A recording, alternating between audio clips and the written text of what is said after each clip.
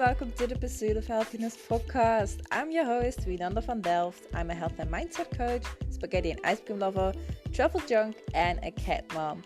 I love conversations that are on a more raw and deeper level.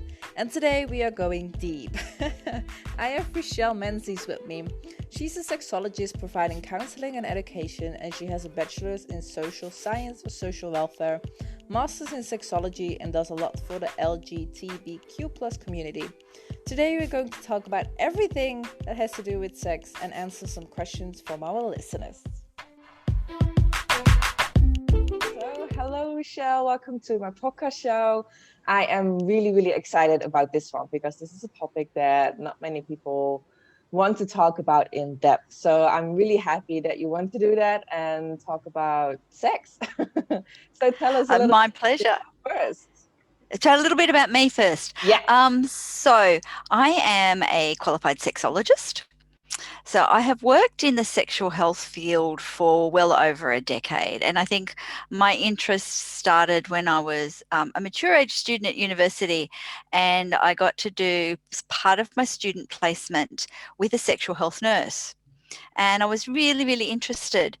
And after that, every job that I had some component of sexual health with it. And I decided after several years that I wanted to go on and do some further study. So I've worked in women's health. I have particular interests there.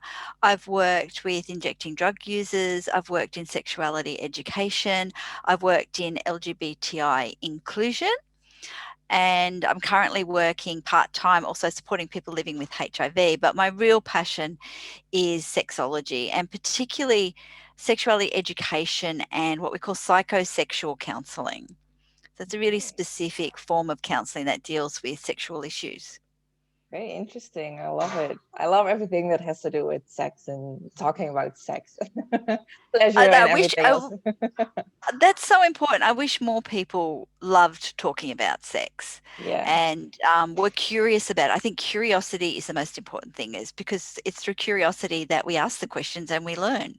Yeah, exactly. Yeah, I do have a couple of questions because I asked my listeners before we are doing this interview. I asked a couple of listeners what they wanted to know, because I thought it would be fun to answer their questions, because we can talk about sex for hours, for days, for weeks. So I was like, maybe it's a great idea to answer their questions. So definitely far away. Yeah. So I have a question from a woman who has been raped in the past, and now she has a difficult time enjoying sex or enjoying, playing with herself. So have you a little bit of advice for that? And even the sex hurts with her now partner. Yeah. So this trauma, sexual trauma, is a very complex area. And there can be a whole range of different things going on. So the pain that's there could be because there's been some damage done, some physical damage done, but it can also be what we call vaginismus. So this is when the body actually tightens up and it creates pain with vaginal penetration. So that's one side of it, but also our brain is our biggest sex organ. So when we've experienced trauma, there's a lot of traumatic thoughts. There can be flashbacks. There can be a whole range of things that are going on that take us back to that traumatic moment. Smells can remind us of things. A certain type of touch can remind us of things. So a lot of work with what is going on in the brain and what are the particular issues that are happening. Is it that there is no sensation in the genitalia? Is it apart from pain? Is it that there's just no pleasure? Is it that there are intrusive thoughts happening? There can be a lot going on when we have a trauma that then is impacting us later in life. So I always recommend that people have counselling with someone who has a trauma-informed practice. And generally, if there's been a sexual assault, I think specific sexual assault services are the best place to do that. And I often work with people who are seeing a specific sexual assault counsellor to work through their trauma, and then I support them with that. So I work alongside the other counsellor and we do the work together. So quite often people have had some form of counselling, but might not have been specific to sexual trauma. And this is an area where you really do need someone who knows what they're doing. Yeah. So trauma can feel like you've got it all sorted, and then out of the blue, it can just knock you over. And it could be something, a sound, a smell, anything can trigger those memories. So it's really important to get the right kind of counsellor to deal with those sorts of things. But it's not unusual that this can manifest in either unable to reach orgasm or not feeling pleasure or pain, as your friend has. Mm-hmm. It's not unusual at all. Okay. But it's not an easy fix either. It can mean long-term counselling to move beyond that. And so I always suggest things like acceptance and commitment therapy. It has some great tools and techniques for intrusive thoughts. So if people are having flashbacks or, things are reminding them of that moment, that's really, really useful. And sometimes some of our thoughts can seem really weird to us at the time. We may know that the sexual assault wasn't our fault, but then we might be feeling some shame or some guilt. And then this will flow through into sexual problems as well.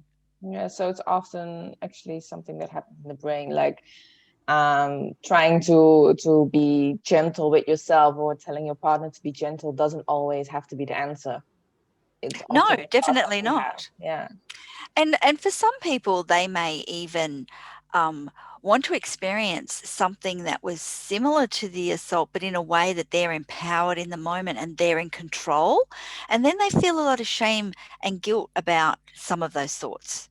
So that then makes the body freeze up. So there's this real mind-body connect. What goes on in our mind impacts our body so heavily.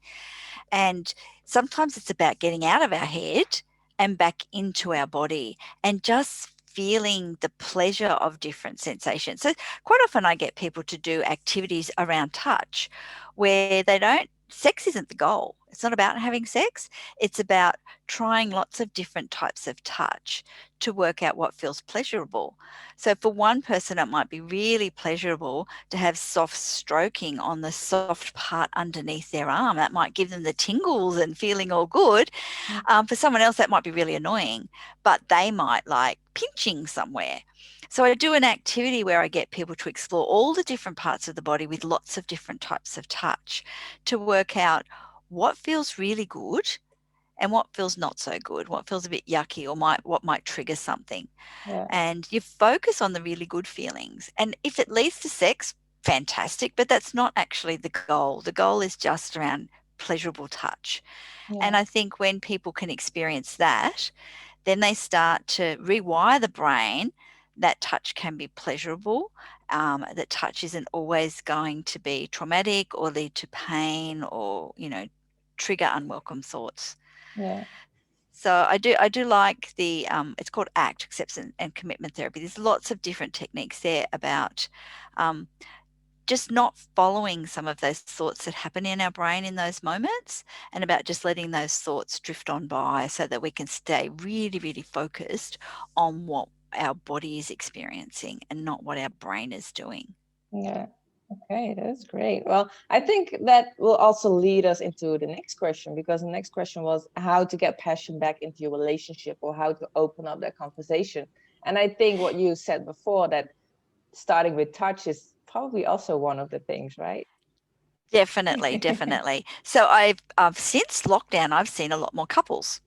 And I think they've had that opportunity to talk to each other and go, well, there's some things we need to work on. And quite often getting passion back into the relationship is one of those things. People get into a rut. And quite often we imagine this would be people who've been in relationships, 5, 10, 20 years, but sometimes it can even happen really early in a relationship. You work out what works really well for your partner, what's going to push their buttons, you keep doing the same stuff. And that, it's important to kind of mix it up a little bit sometimes. But the touch exercise is a really good one to kind of work out, are there some things that are really pleasurable that I don't even realize I like, and have those discussions around those things. I think another thing that's really important I do with couples is also look at um, the languages of love, Oh yes, I love that one. because they're very important, Yeah, because people can be together for a while and speak totally different languages. And while they're in that very beginning lust and limerence stage, which is before we develop love, there's this feeling, it kind of feels a bit like love, which is what keeps us coming back, that emotional stuff that keeps us coming back. And the lust is the physical stuff that keeps us coming back. Um, Kind of bit while we've got all that going on, we don't notice some of the things that aren't quite working, because we're all caught up in that moment. It's the new relationship energy and the shiny new toy, and it's all sparkly and wonderful, and we don't notice that little bit of rust or tarnish over there. And as the sparkle dims a bit, we start to see a bit more of the rust and the tarnish. So that it's important for people to take that time to kind of really explore each other's bodies, really explore what your languages of love are, because that will kind of come up that, oh my goodness, we have very different languages of love. And that doesn't mean the relationship's over. It just means it's time to start learning what your partner's language is and start speaking that one. yeah, So if someone's language is touch, but you're not very touchy, it means you can touch them. It means that you may not want as much touch yourself, but you can increase the amount of touch that you give to your partner. So there are lots of different things that people can look at around the 5 languages of love. And the other one is that what our erotic thoughts need is a little bit of mystery. Over time, we really get to know the other person. And what can happen as intimacy develops and our relationship becomes this very caring and nurturing relationship, and we learn so much about the other person, some of that mystery is not there anymore. But we might see flickers of that when we see the person that we're with, you know, like in their element, talking about something they love, when you can feel the energy and the excitement that that individual has. If we step back and look at that, it's like, oh, wow, that's really attractive. So looking for those moments where our partner is kind of really flying and engaged and excited about something, and taking those moments to explore touch and languages of love and really communicating. And I think sometimes we don't know how to tell our partner about the things that we want. yeah, We think they're going to think we're weird, there's something wrong with us. Are they going to think I'm judging them because they're not doing the thing that I like?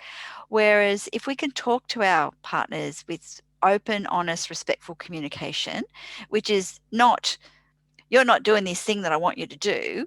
It's more like, I'd really like it if you could do X, Y, or Z. And our partner coming to us with curiosity around, well, what is that like for you? How would you like me to do that? And trying to find out more. These are some of the things that can really bring the passion back. yeah, But the other thing that is really, really important is that you put time and energy into yourself as well. That you have that time to be kind to yourself and explore your own body and what is pleasurable for you, and then share that with your partner. There's something that is always gets in the way of passion in relationships, and that's when we're not kind to each other and when we don't appreciate each other. Because if you're doing all the things for your partner and they don't appreciate it, you don't want to do the things anymore. So having that kindness and appreciation and really seeing our partner, and when they turn to us and want to talk about something, giving them that space for that. These are all of the things that can bring excitement and passion back into the relationship. And you might want to try some new things as well. Have you ever thought about this? And there's lots of online quizzes and things like that you can do, where you can work out some of the things that you might not have thought about doing together, yeah, and go, well, I might like to, I don't actually want to receive that myself, but I'm happy to give it to you. Whereas if someone goes, no, I don't like that, it's almost like it's off the table completely. But yeah, it might not be. yeah. So I Well, a lot often of get, games these days as well. A lot of sex oh, games. so many games, so many games, so many toys, role playing. Be somebody else. Yeah. What does that feel like? Um, go out to the same place and pick each other up. Have a Like little bit of having mystery, the date, let a recreate your date. date. Yeah. That's it. But, and also date yourself. Do some of these nice things for yourself as well.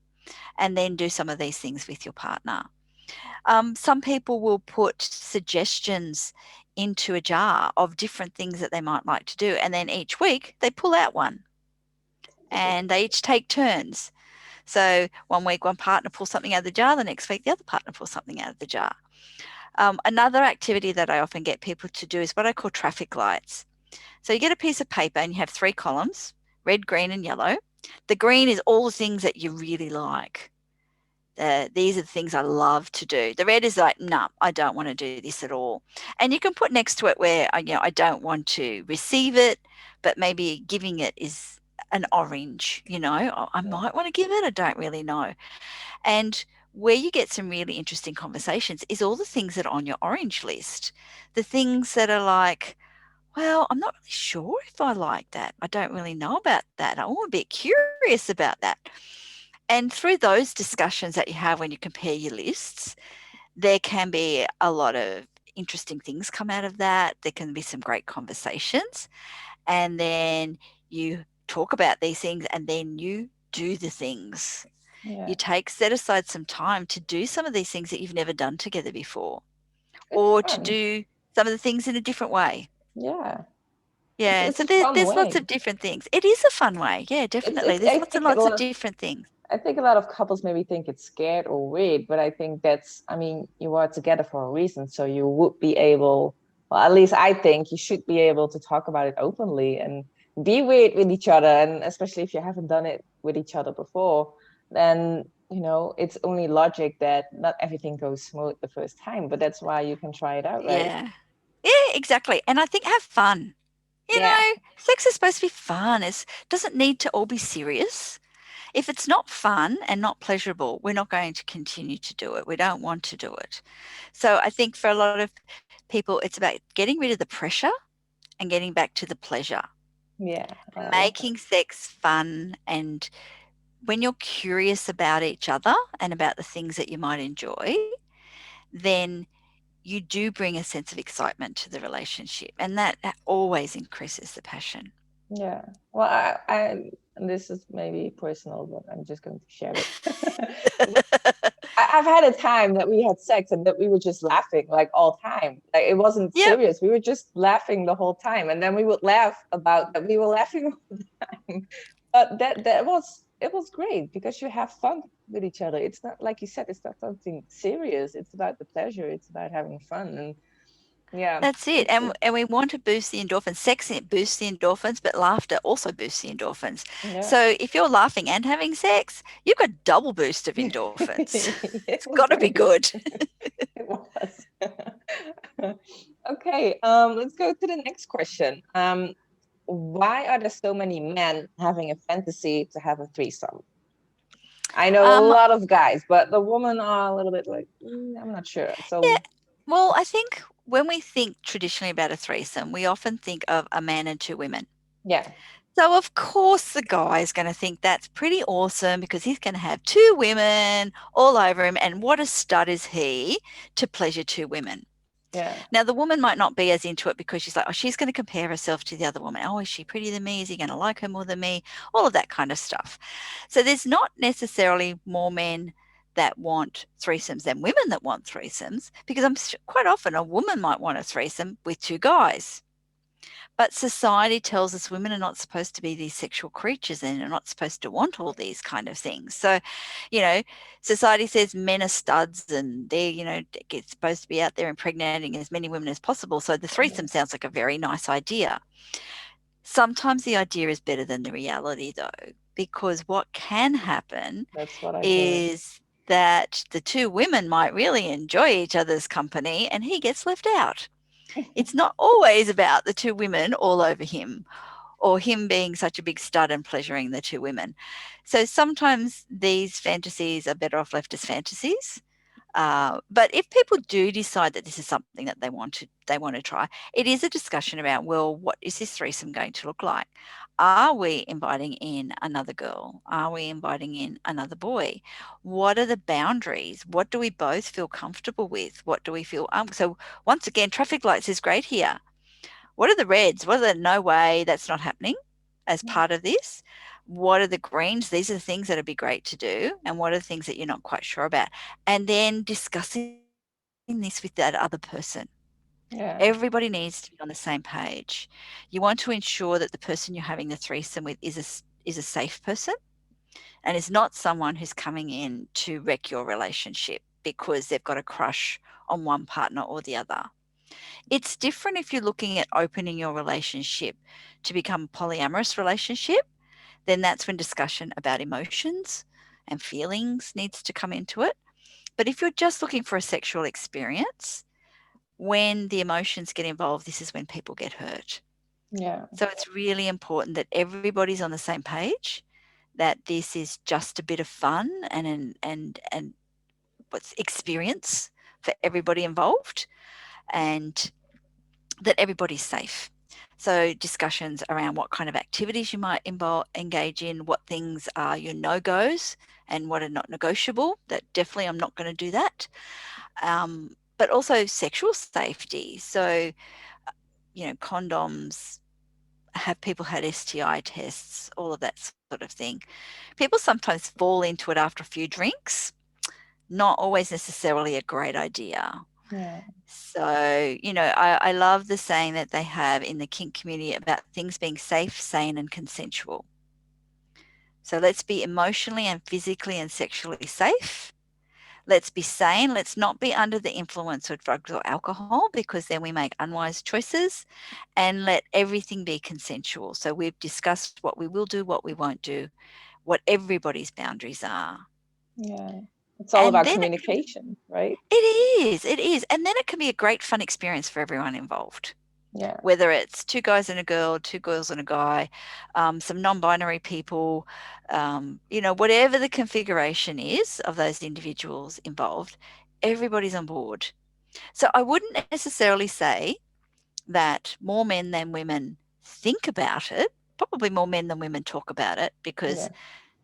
society says it's more okay for Yeah. guys to talk about these things. And let's pat the guy in the back because he's a great stud in having sex with two women, but society doesn't necessarily treat women the same way if they're having sex with two men.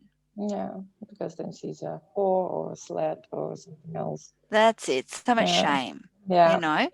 um, but certainly in the circles where people are swinging and having open relationships and ethical non-monogamy, then there isn't that stigma. Yeah. So there's just as many women who are engaging in that. Sometimes the woman is bringing in another woman because she wants to have that experience. So it's not just about the guy having sex with two women. It's about the woman wanting to have sex with a woman and a man. So, there are lots and lots of different ways that people can do it, but it's really important to discuss boundaries and safety first. Yeah. Yeah. I just have a question. Like, it's normal to have a fantasy like that, or any fantasy, do you think? Or is there a boundary when it comes to having To fantasies? fantasies, Yeah. I think, it's one thing to think something in your head, it's another thing to act it out. So what goes on inside your brain is totally up to you. And there are many people that have fantasies about things that they would never, ever do. And they can carry a lot of shame around things that a society or other people say is not okay. It's when people act on things that are illegal, then that is an issue. So someone may have a fantasy about not being taken by, a woman might have a group sex fantasy where she might be grabbed by these men and they all have sex with her. Now, that's deemed to be a rape fantasy, and society would say that that's not okay. Now, that woman might be thinking about that and not ever wanting to actually do that, but there's something in that fantasy. It might be about her having power and control. It might be about the surprise. There might be some element in it that is something that she's really drawn to. And it Yeah. comes out in this quite elaborate fantasy that society would deem as not okay. So what goes on inside your own brain is perfectly fine. Yeah. But we are dictated quite often by society and by laws around what is actually okay to engage in. So there is that difference between the fantasy in your mind and the fantasy that you actually act out. Yeah, exactly. You have to think about other people as well, because where I live in Gran Canaria, we have like those massive gay parades, and that's twice a year. And a lot of gay people are even naked on the street or having a role play on the street. Like one is on a leash like a dog, or the other one is dressed up like a Mm-hmm. horse. But I think I have nothing against that. But what my thing with that is that there are still children walking around on the street. So I'm like, I understand that people want to do it in public if that's your fantasy. I mean, the Mm. fantasy is to be in public and to be seen like Yeah. that. But I'm like, there is like this boundary where you need to be thinking about other people's consent. And I think that if there is a situation where people know that this is going to be going on, then they need to make the decision as to whether they will attend that event, That's true knowing that as this is well. what's happening. Yeah. That parents need to make that decision. If they know that there's going to be a level of nudity at a particular event, then the parents need to make that decision. Is that something they want to expose their children to at a particular age? And it is interesting that when we're talking about exhibitionism, Yeah. that is illegal, because the person that you are that is seeing this may not have consented to see this.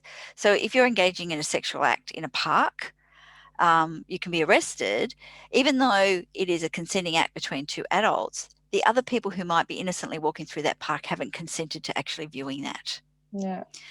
So it is always around what is legal in that particular society. And some things are legal in some societies and not in others. So there'll be a whole range of different reasons why one country might have laws about one thing and another country says that's fine in their country. Yeah. But it is really down to what is legal and what is consensual, and is someone, as you said, being inadvertently harmed by what's going on. Yeah. So that they are the things for people to consider, definitely. Yeah. Okay, on to the next one. We're going strong. I love it. Another question is how come that having anal or oral sex is desired? Well, it's not something natural. So we are programmed to reproduce because Mm-hmm. we need to have babies, but that is not a part uh, of that. So how come that Of our brain, reproduction. how come that our Mm-hmm. brain still desire that, still want to do that?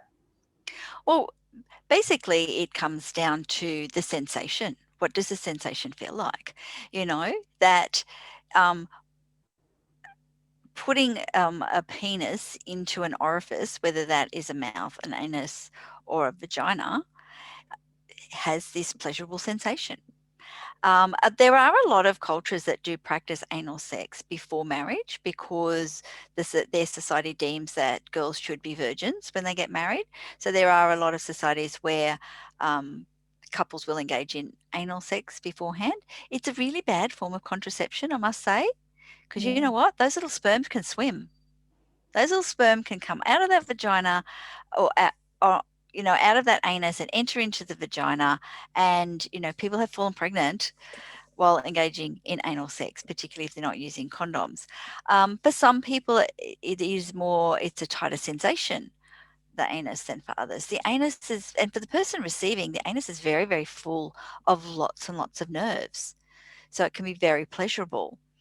The same with the mouth. The mouth is full with lots of nerves. For the person who is receiving, then it's warm, it's soft, it's moist. It's very, very similar in many ways like that to a vagina. And that it might just be one way of also having that pleasurable experience without the risk of pregnancy. Yeah. So, it is about pleasure. And if we only had sex when we wanted to procreate, lots of people wouldn't be having very much sex, would they? No, that's true. So the main reason that we have sex is for pleasure and for connection. And there are a whole raft of different reasons that people engage in sexual activity. But generally, people do the things they do because it feels good. Yeah. Otherwise, they wouldn't do it. Yeah, that's So, true. That's true. you know, Yeah. so some of it is around, not falling pregnant. And for some people, if we engage in anal or oral sex, then, there's less risk of that. There's still a risk of STIs though. Yeah, that's what And I wanted to ask you. Yeah. Is there a higher yeah, risk? I mean, definitely. yeah. In anal sex, there's definitely a higher risk because the anus doesn't lubricate. So it's more likely to have little micro tears. So when you have a tear, then you have more likelihood of the transmission of a bloodborne virus or an STI. So, which is why it's important to use condoms and the right type of lube for anal sex. So, it's going to be something that's probably a little bit thicker, and there are specific lubes for anal sex. Other lubes will do, but there can still be quite a bit of friction, which then would cause tearing and more risk of transmission. We've seen recently, I'm here in Australia, an increase in gonorrhea of the throat. Really? And Didn't know we that could be. yeah, so any bacterial infection, you can get gonorrhea, chlamydia, and syphilis of the throat. You can, and this is something people often don't realize, you can get the human papilloma virus in the throat.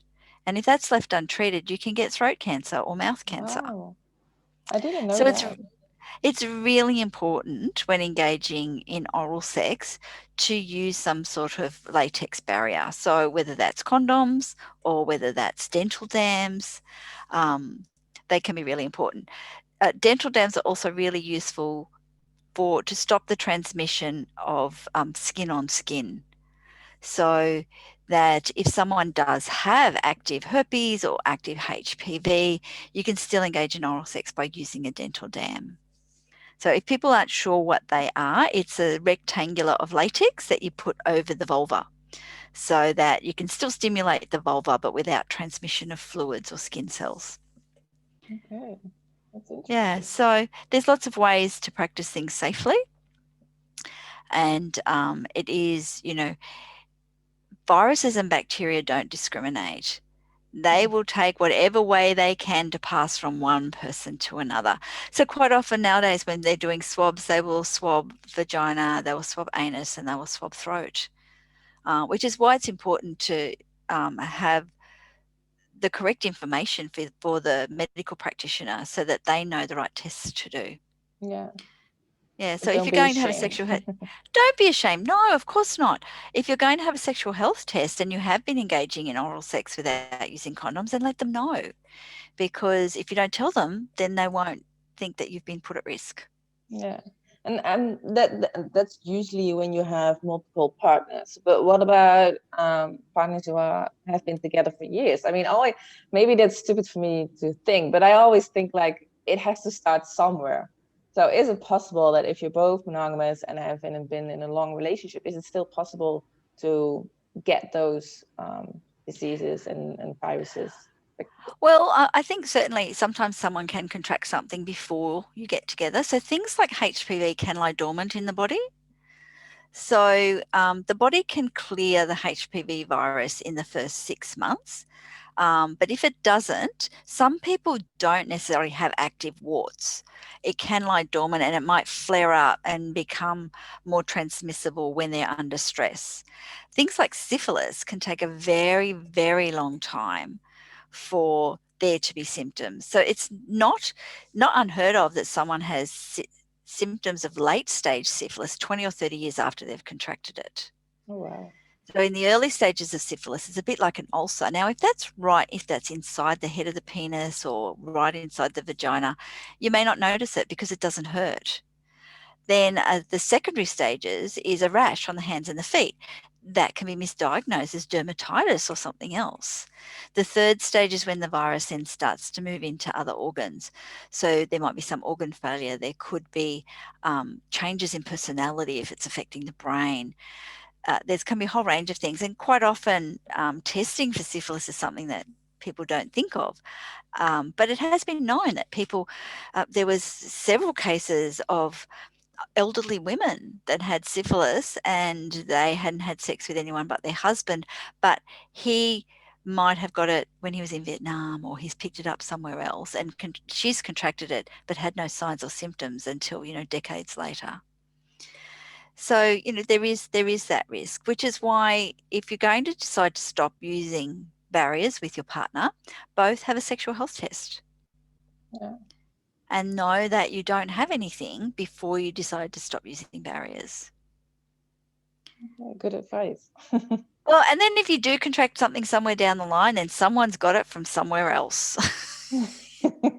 Okay. You haven't got it from your partner because you've both been tested and you haven't had anything. So it doesn't just materialize. It is contracted from somewhere else. Okay. Is there anything else that you would like to share about sex? Like, I think one of the most important things for people to consider, as we've said already, is that sex is about fun and pleasure. And when the fun and pleasure go out of it, it's really, really difficult to be aroused. We see this particularly when people are trying to have a baby. It becomes a lot of pressure. And there might be a lot of people who are trying to have a baby and it's taking a while, and that then we start to see a lot of stress in couples, and sometimes this can lead to erectile dysfunction or performance anxiety. That, we have to have sex on this day at this time, and, I'm not really into it, but, it's all about we've got to do the thing so we can get the baby. And one of the things that I have been seeing a lot is performance anxiety. So that there can be a lot of pressure for people to perform. And it's been interesting that sometimes it's been in quite young men. So they may have had one incidence of a failed erection, and then they worry about it. And the more they worry, the more likely they are to have another failed erection. And this just becomes this constant vicious cycle. So every man will have a failed erection at some point. You just take it in your stride and go, you know what, we'll try again in a little while. It's no big deal, but if you make it a big deal, it then becomes a big deal. Yeah. So, then there's all this pressure put on you that you're worried that it's going to happen again. And the more you worry, the more likely it is to happen again. The other thing that I see a lot of issues around is body image. There's always so many messages about women are supposed to look a certain way, but there's also a lot of messages about men. I was reading some really fascinating research today, actually, that there is this misconception that most men think that their penis should be about 6.5 inches or about 15 centimeters. Yeah. Now, the research that came from was self-reported. So self-reported research, how many men are actually going to tell the truth? So the research I read today, they compared a whole range of different research where scientists measured, and they came out going, the average length is more about 12 centimetres or 5 inches. So that's an inch is quite a big difference. Yeah. So the other area there's a lot of misconception, and something that I've seen a bit is young men feeling that they're not lasting long enough. And I had an incidence where a young man, very young, like, late teens, early 20s, was really quite concerned that he had, what he was calling premature ejaculation. So when we're talking about premature ejaculation as sexologists, we want to know how long from the time of penetration to ejaculation. Premature ejaculation is less than 2 minutes. This young man thought he had premature ejaculation because he was lasting 20 minutes. 20 minutes. And we went, what? Wow. I know, right? The average for most men here in Australia is 5 to 7 minutes. So he was batting well above average. Yeah. But because he'd been watching a lot of pornography, Mm. and people go for hours. But I think what they don't realize is people have breaks. They stop, they have lunch, they have a drink of water. You don't see that Yeah, in the no. pornography. And most men in pornography are well endowed. So guys are comparing themselves to that. And what I see women do is they compare their vulva to the actresses. Yeah, And most of the actresses have what we call designer vaginas or designer vulvas. They've had a bit of a nip and a tuck because there was for a very long time, the vulvas had to look a certain way because the directors and the producers said that this is what they should look like. So all of the actresses had surgery, and women are comparing themselves to that. And vulvas come in many, many different shapes and sizes, and they are all beautiful and they all function. yeah, And women are comparing themselves, they're comparing their genitals, and that's why we saw such an increase in labiaplasty, because women were comparing to what they saw either in magazines or in films. yeah. Um, Women also compare themselves as how quickly do they orgasm? Are No, they that they even, multi-orgasmic? yeah, that That woman they even orgasm. even, yeah, Exactly. And how many times can they do it in what time frame? And are they multi-orgasmic? And or do they squirt or female ejaculate? yeah, So there are all of these things that women feel that they should be doing. Um, Young men feel that they should be doing, or both of them feel that their partner should be doing, which are often very unrealistic. yeah, What we see in pornography is not often real sex. no, So we have a lot of people that, and I find it fascinating when we have such great sexuality education available to the majority of people now, that people are still turning to pornography for some of their sexuality education. Certainly it is much more accessible than it used to be. And absolutely.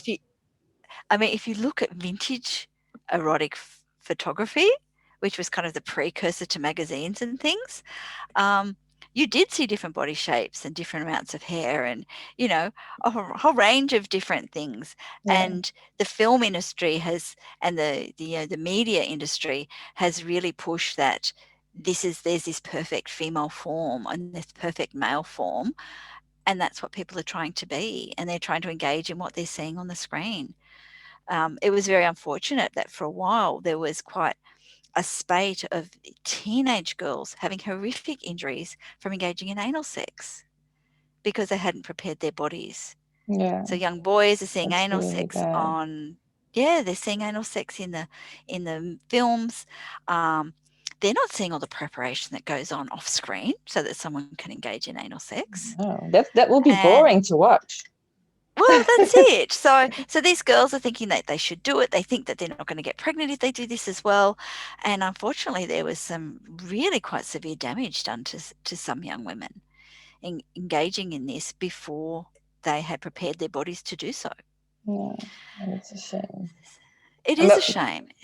well, what is normal for a woman to come or not to come, and what time, or it really depends on the woman, or Well, I like to say that normal is a dial on my washing machine.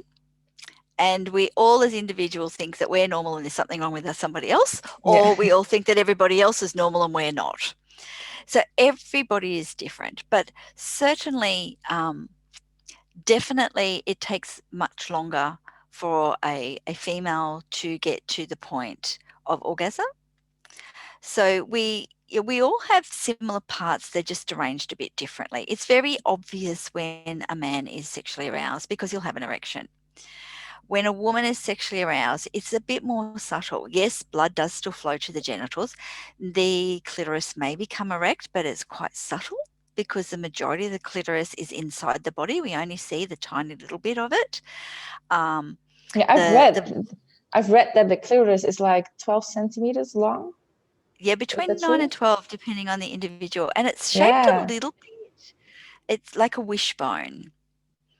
So the little bit that we see is just the tip of it. There are legs that wrap around the outside of the vagina, which is why when we have an orgasm, we can feel the pulsing in our vagina. That is actually the clitoris pulsating. And the clitoris is the primary form of arousal for women and for orgasm for women, which is why many women won't orgasm from intercourse. So from penis and vagina sex. Depending on how the body is arranged, depending on where the clitoris may be placed, for some people the friction does give a lot of friction to the clitoris, which then enables people to orgasm from penetration alone. But Yeah. the clitoris is involved in some way Is that the in G the spot? majority of the case. Well, What people are talking about? Well, the G-spot's also a little bit different. So the G-spot is what we call a urethral sponge. So it's a thing called the Skene's gland. So the Skene's gland wrap around the outside of the urethra, but the legs of the clitoris do come in contact with that. So the spot that we talk about as being the G-spot or the Grappenberg spot is this bit that's a couple of inches inside the vagina towards the top of the wall, and that when it is stimulated, it can create this sensation before orgasm of wanting to pee or wanting to urinate. And that's because this is wrapped around the urethra. So it's swollen and it pushes on the urethra and it has that sensation. But the legs of the clitoris wrap around this spongy tissue as well. And that's all involved in that kind of orgasm. There are several different ways that we can have orgasm, and it really comes down to stimulation and pleasure. But several of them are linked to the clitoris because what is inside is so large. I'd say to people, go and Google what a clitoris actually looks like. You might be quite surprised. Yeah, I've looked it up and I was like, what? I thought it was this tiny, but it's not. It's not. No, definitely not. And I think it's really good for us all to really explore what our bodies look like. So when a baby is in the uterus, we all have the same body parts. And what makes up the penis is the same parts that make up the clitoris. Yeah, I've heard that. Just responds. So the baby that responds to the androgen that is in the mother's body develops into having these male sex organs, and those that don't respond to that develop into female sex organs. So it is the same cells originally. They just end up being arranged a little bit differently in the end product. Yeah, interesting. Yes. But it is that when the vulva and the clitoris become aroused, the clitoris may pop out from the hood as it becomes a little bit more erect. But that some women have a larger hood, some have a small hood, some have more of a head on their clitoris than others. So everyone's going to be a little bit different. And some people may need more firmer stimulation. Some people, their clitoris is terribly sensitive and they only need a little bit of stimulation. So each person's going to be quite different. But on average, it's around about 20 minutes to get full arousal before orgasm can occur. Now, that could be 20 minutes of touching the clitoris itself, or if you turn on the brain first, there can be a lot of anticipation and arousal has already started before you've even touched. Right. So that might be why it can seem a lot quicker for some people. Yeah. And not everyone has an orgasm. And that's actually okay too. There was this real push that, I think there was no talk about women having orgasms for so long. And then it was like, oh, we found this thing. Women have orgasms and it's awesome and you're supposed to have them all the time and it's wonderful. Yeah. And then there was all this pressure on women to have orgasms. And for some people, they just didn't know how their body worked. Some people orgasm from their nipples. It's a different type of orgasm. But if we look at orgasm as being an increase in blood flow, a heightened sense of pleasure and arousal, and then a release and a relaxation, there are lots of ways to have an orgasm. Yeah, talking about the erogenous zones, like even the ears. Yes. And I know that even the way you are breathing can help as well. Definitely. And Tantra really goes into a lot into how can breath impact on orgasm. Some people might hold their breath when they orgasm. And when people do breath play, that's what part of that is it is heightening the orgasm by holding the breath and then releasing the breath at the moment of orgasm. For other people, they find their orgasm is more heightened by taking deep breaths. because that really gets the blood flowing. So everyone's a little bit different as to what it is that's going to arouse them and turn them on and get them to that point. But if someone is not experiencing orgasm, I would take them back to a touch activity. What actually feels nice? What feels pleasurable? And take the pressure of orgasm away. You Yeah. just want to see what feels nice, what makes your body tingle. That's all part of the arousal response. So go back to those sorts of things and spend that time with yourself. Love yourself a little bit. Yeah. Explore your body. You might find that your clitoris is extremely sensitive and you don't like it to be touched, but you get this amazing heightened sensation from another part of your body that builds to a point, and then you feel these sort of vibrations through your body, and then you feel really relaxed afterwards. It's a Yeah. different type of orgasm that's not clitoral related, but who's to say it's not an orgasm if you're feeling a very similar experience? Yeah. Yeah, So, I have one more last question. Like, is there a sure. difference between the age of women or of men, how they experience an orgasm or how fast it goes? Or Aging definitely does have an impact. When we're talking about blood flow, then blood flow can diminish with age. It can also diminish with illness. So things like cardiovascular disease and diabetes, sometimes erectile dysfunction can be the first sign that someone has one of these illnesses. And when they get on the right treatment and the blood flow is improved, the erectile dysfunction can go away. So as we age, our circulation does change.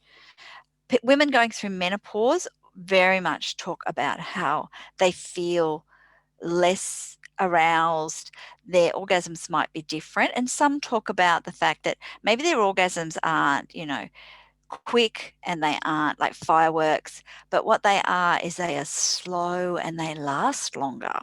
So they might not be as fast, but they may take longer to get there, but then they almost like they ride a wave.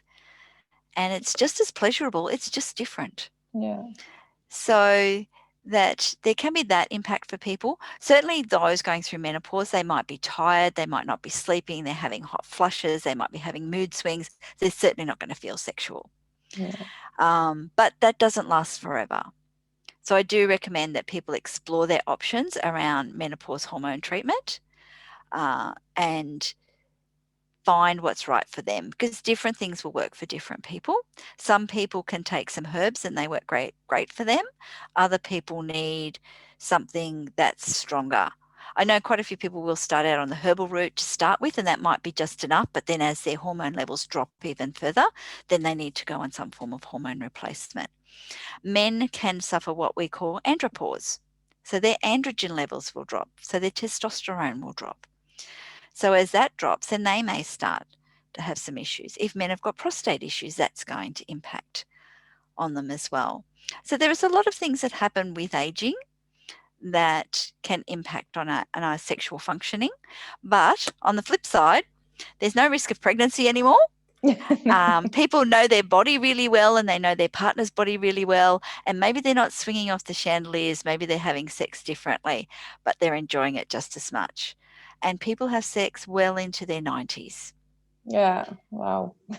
So you're never too old. It might No. look a little bit different, that's all. Yeah. You might have to adjust yourself a bit for the old dodgy hip. So Okay, well, good to know.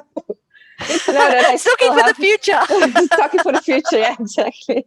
Yeah. There Yeah. are lots Okay. and lots of there are lots of toys and there are lots of things that can help people when they age to remain sexual. So they might need some kind of straps to hold their legs up. They might need wedges to hold one part of their body. They might need different kind of toys to help them with stimulation. But there is a lot out there now. Yeah. There's a lot more information about sexuality and aging. Yeah. I think that's a good thing. Oh, I mean, definitely, definitely. You're yeah. never too old. You're never too old. And, you know, just do what you and your partner enjoy. It's Yeah. all good. All about pleasure, all about mindset, pleasure, communication, safety. Exactly. Yes, definitely, Yeah. definitely. Oh, okay. Thank you so much for this conversation. I loved it. And I maybe even want to have you back on this if Oh, you we'd love want to. to. Yeah. That would be fantastic. Yeah. Thank you so much for inviting me to be along. I hope that the answers have helped some people. Yeah, I hope so too. If there is someone who is listening and wants to um, have a session with you or wants to know more about sex, how can they Sure. contact you? Well, my business is called Sensual Potential. So you can just get me at www.sensualpotential.com.au, or you can email me at Richelle@sensualpotential.com.au. So that's Richelle, Richelle. Or you can also look up Sensual Potential on Facebook. I'm probably more active on Facebook than I am on my website. I get a little bit slack on my website, but my website is filled with lots of information. Okay, that is great. Thank you so much. My pleasure. Thank you so much for having me.